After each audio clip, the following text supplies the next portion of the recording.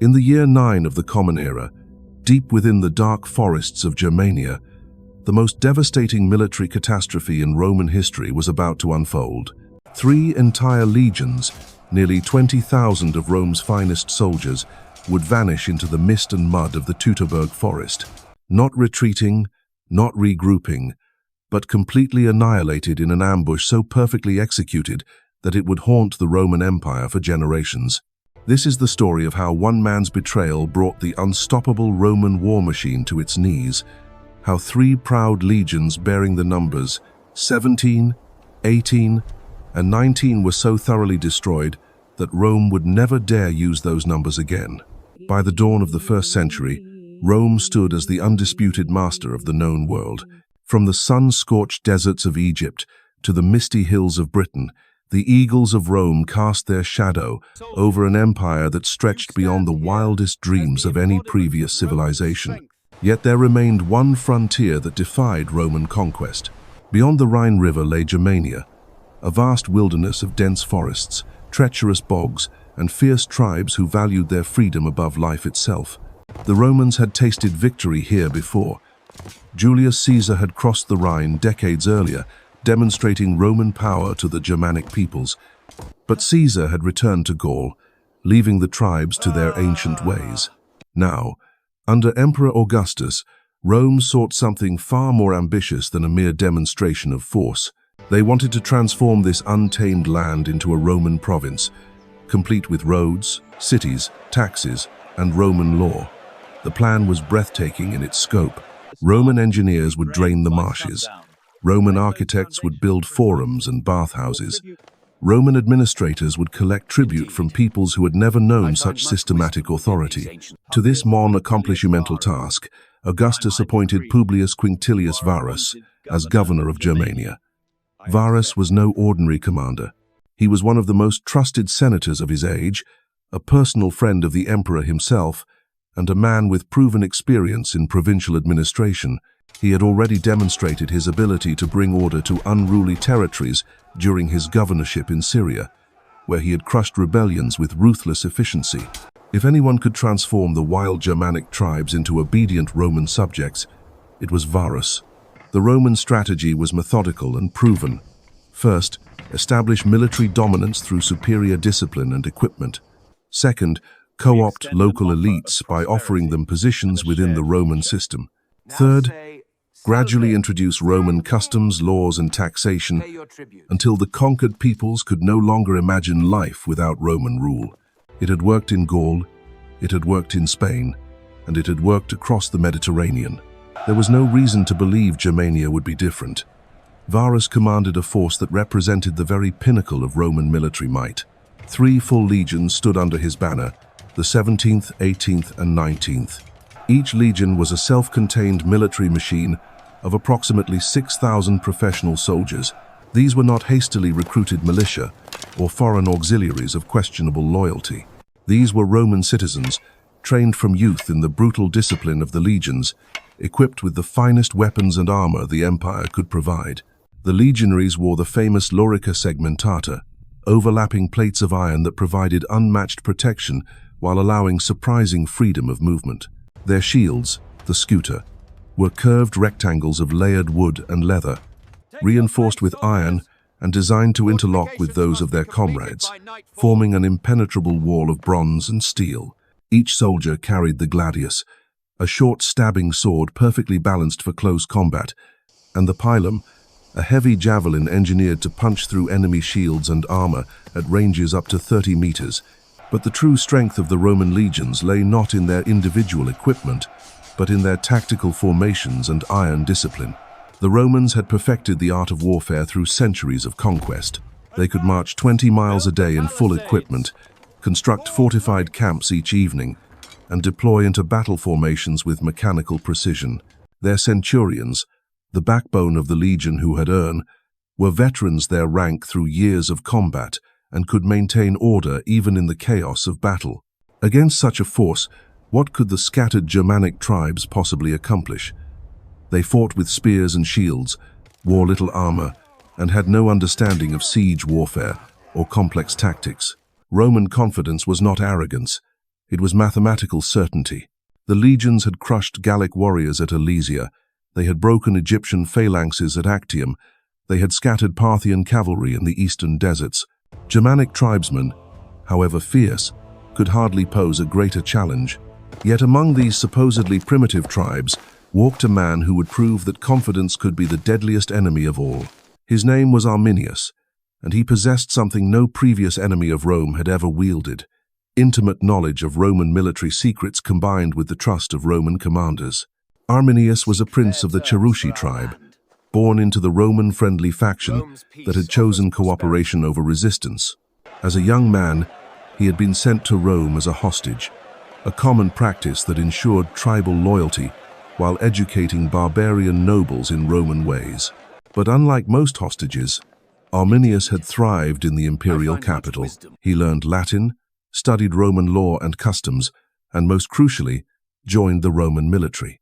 For years, Arminius served with distinction in Roman auxiliary units. He earned Roman citizenship, achieved the rank of eques, and gained the complete trust of his Roman superiors.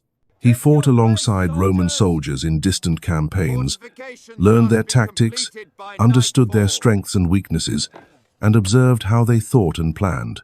To every Roman who met him, Arminius appeared to be the perfect example of successful Romanization, a barbarian prince transformed into a loyal servant of the empire. But beneath his Roman exterior, Arminius nursed a burning resentment against the occupiers of his homeland. He watched as Roman tax collectors stripped wealth from Germanic villages, as Roman judges imposed foreign laws on his people, as Roman settlers claimed the best lands for themselves. The more he learned about Roman efficiency, the more he understood what his people faced. This was not temporary military occupation. This was systematic cultural extinction.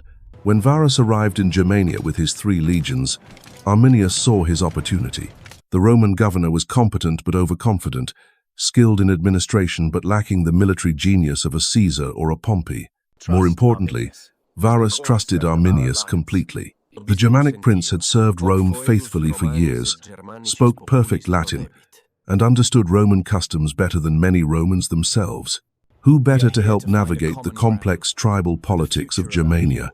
Throughout the spring and summer of 9 CE, Arminius played his role perfectly. He advised Varus on tribal relations, helped negotiate with Germanic chiefs, and provided intelligence on potential troublemakers.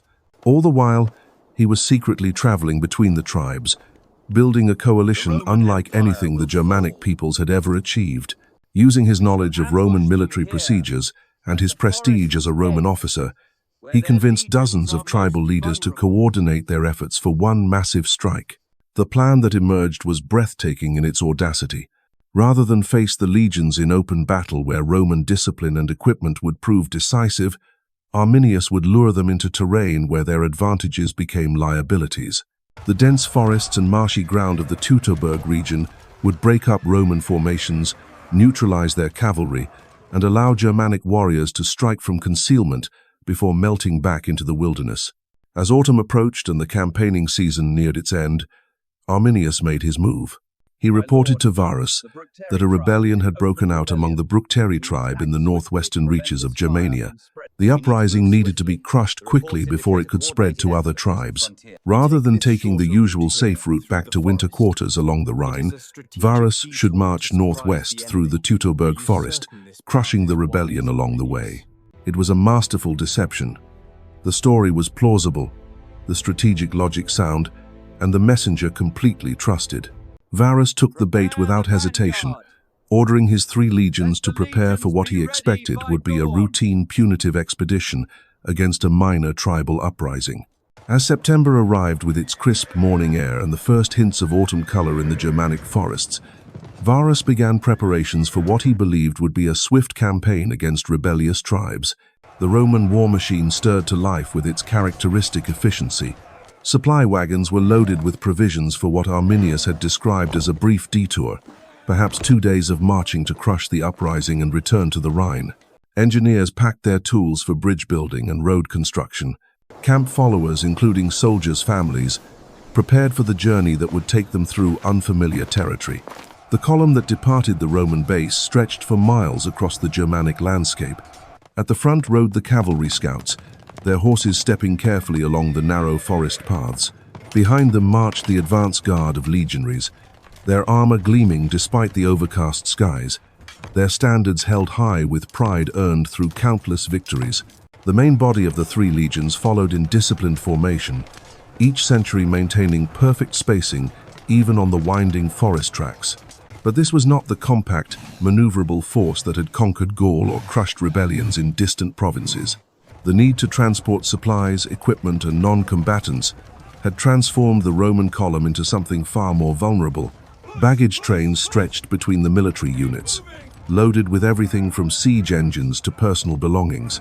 Camp followers walked alongside the soldiers, women and children who had accompanied their men to this distant frontier.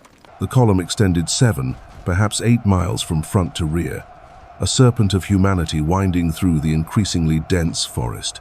Arminius rode near Varus throughout the march, playing his role as the loyal guide and trusted advisor. He pointed out landmarks, explained local customs, and reassured the Roman commander that they were taking the most efficient route to intercept the rebels. What Varus could not see was the network of signals that Arminius was sending to watchers hidden in the forest canopy. Germanic scouts shadowed the Roman column from the moment it entered the woodland, reporting every detail to their tribal leaders. The forest itself seemed to conspire against the Romans. Ancient oaks rose like pillars in a vast cathedral, their branches interwoven so thickly that sunlight barely penetrated to the forest floor. The ground beneath was treacherous, soft earth that had been churned into mud by recent rains, hidden roots that caught at Roman sandals, fallen logs that forced the column to constantly adjust its path. What had seemed like solid ground from a distance proved to be deceptive bog that could swallow a horse and rider without warning. As the first day of marching progressed, the weather began to deteriorate. Clouds gathered overhead, and by afternoon a steady rain was falling through the canopy. The forest floor became increasingly slippery and dangerous. Roman soldiers, weighted down by their equipment, struggled to maintain their footing on the treacherous ground. The careful formations that were the foundation of Roman tactical superiority began to stretch and distort as men struggled through the worsening conditions. Germanic warriors had been moving through these forests since childhood.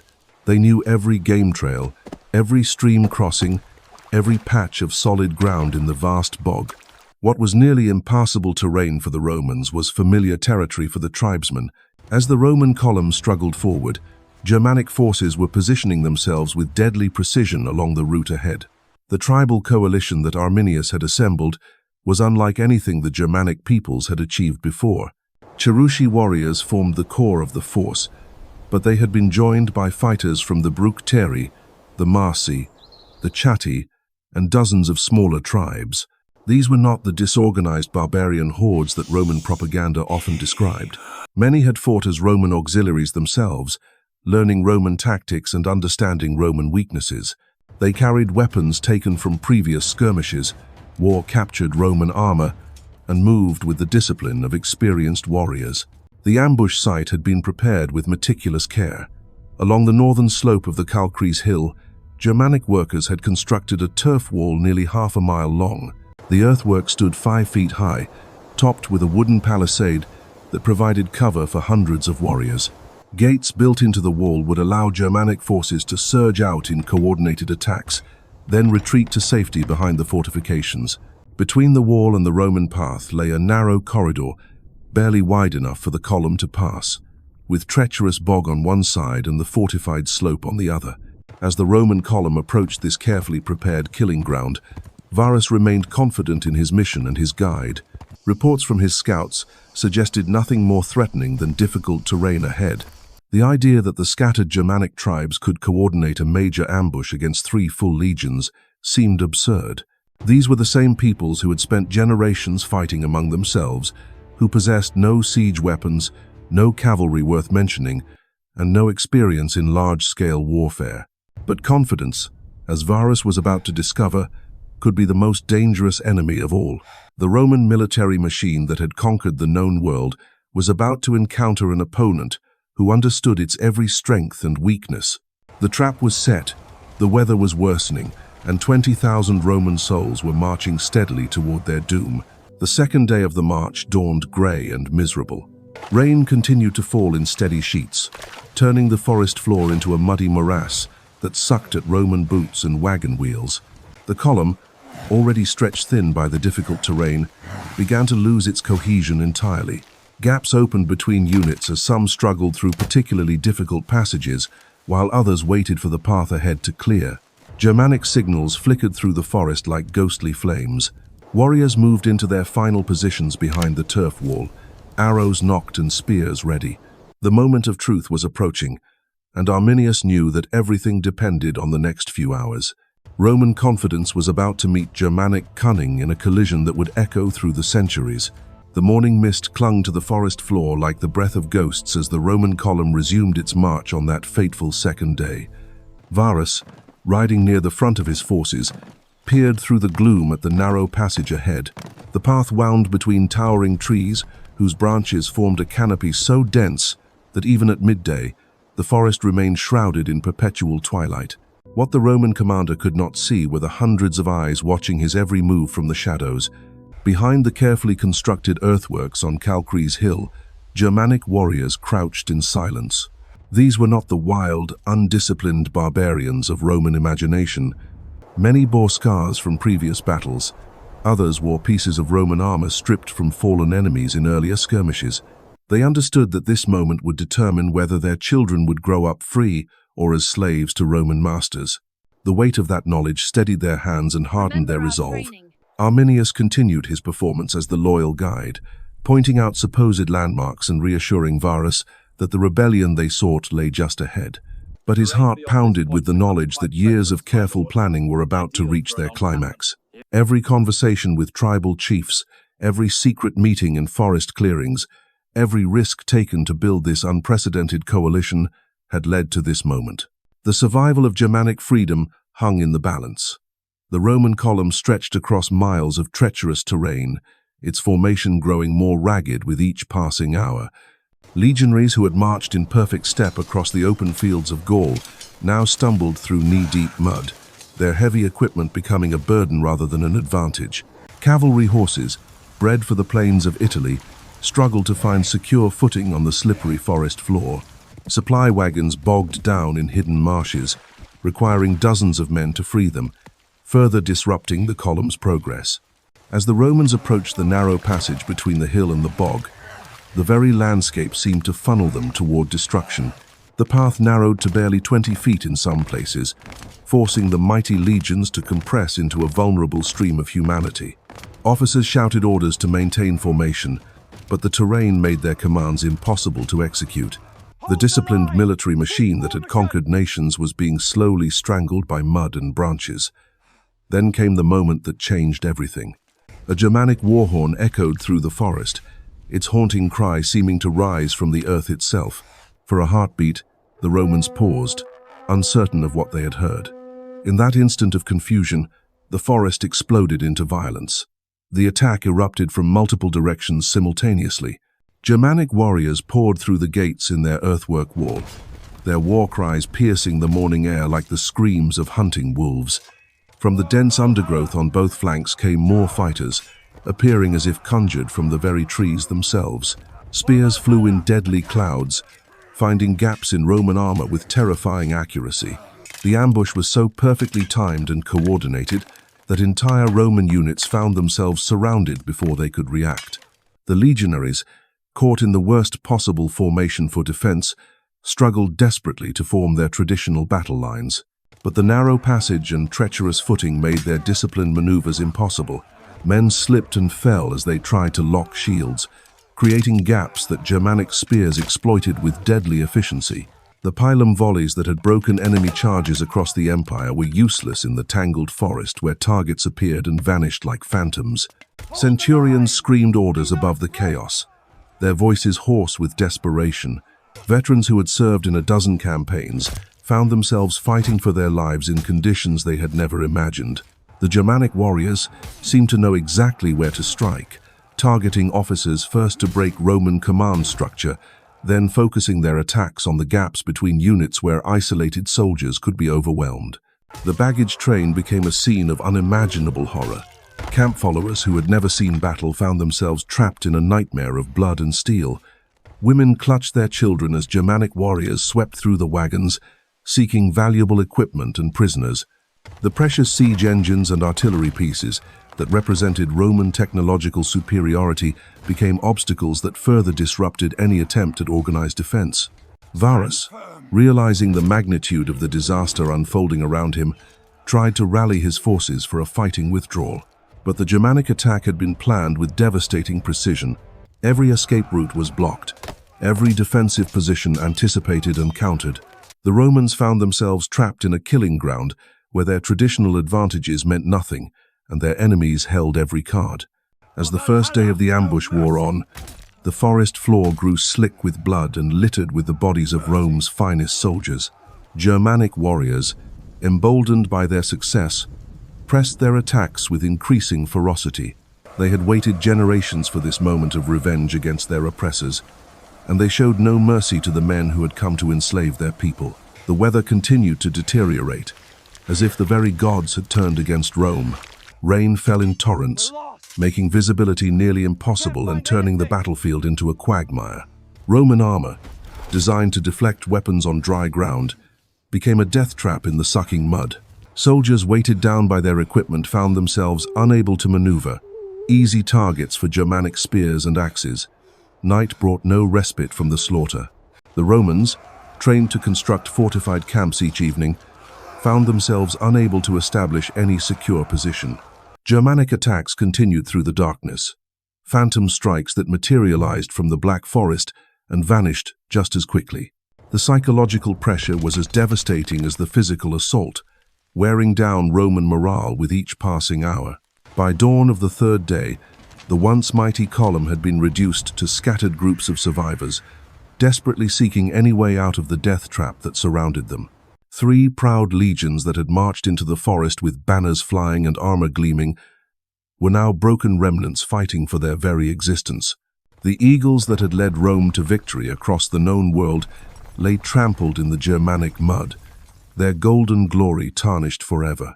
The final phase of the battle would prove that even the most disciplined army could be completely destroyed when caught in the perfect trap. The Germanic coalition had achieved something that no enemy of Rome had ever accomplished: the total annihilation of multiple legions in a single engagement. The reverberations of this catastrophe would shake the Roman Empire to its foundations and change the course of European history forever. As the third day dawned over the blood-soaked forest, what remained of Rome's 3 legions faced their final hours. Scattered groups of survivors huddled behind makeshift barricades of fallen trees and overturned wagons, their once pristine armor now dented and stained with mud and worse. The professional soldiers who had sworn to die rather than abandon their eagles now faced that ultimate test, and many would find the courage to meet it. Varus himself had been wounded in the fighting, an arrow finding the gap between his breastplate and shoulder guard. Blood seeped through his torn cloak as he moved among his remaining officers, trying to organize some semblance of defense. But the Roman commander was no fool. He understood that tactical genius and personal courage could not overcome the mathematical certainty of their situation. They were surrounded, outnumbered, and trapped in terrain that negated every advantage Roman training had given them. The Germanic assault on the third day came with the methodical precision of executioners, rather than the wild fury of the first attacks. Arminius had proven himself not merely a skilled deceiver, but a brilliant military commander. His warriors advanced in coordinated waves, using captured Roman shields and tactics learned through years of auxiliary service. They had transformed from barbarian raiders into an army capable of destroying the world's greatest military force. Roman collapse resisted section by section throughout the morning. Isolated pockets of legionaries fought with the desperate valor of cornered lions, but they were overwhelmed one by one. The forest echoed with the clash of steel and the screams of dying men as Germanic spears found their marks and Roman swords grew heavy in exhausted hands. Centurions who had maintained discipline through decades of warfare watched their centuries disintegrate around them. Some Romans attempted to break through the encirclement in small groups, abandoning their heavy equipment in desperate bids for survival. A few succeeded in reaching the edges of the killing ground, only to find more Germanic warriors waiting in the deeper forest. The tribal coalition had prepared for every contingency, sealing every escape route with ruthless efficiency. Those who fled their formations died alone in the wilderness, picked off by hunters who knew every tree and stream. The most heartbreaking scenes played out around the baggage trains, where families had traveled with their soldier husbands and fathers. Germanic warriors, following their own codes of honor, offered quarter to some non-combatants, but the chaos of battle made mercy a rare commodity. Children who had played in Roman camps just days before now witnessed horrors that would haunt survivors for the rest of their lives. When news of the catastrophe reached Rome, Emperor Augustus was said to have beaten his head against the palace walls, crying out, "Quinstilius Varus, give me back my legions." The numbers 17, 18, and 19 were never used again for Roman legions, a permanent reminder of the disaster that shattered imperial confidence. In 3 days of slaughter, Arminius had achieved what no enemy of Rome ever had: the complete annihilation of an entire army. The Rhine became Rome's permanent frontier, and the dream of conquering Germania died in the mud of the Teutoburg Forest. Sometimes, the greatest victories come not from superior strength, but from understanding your enemy better than they understand themselves.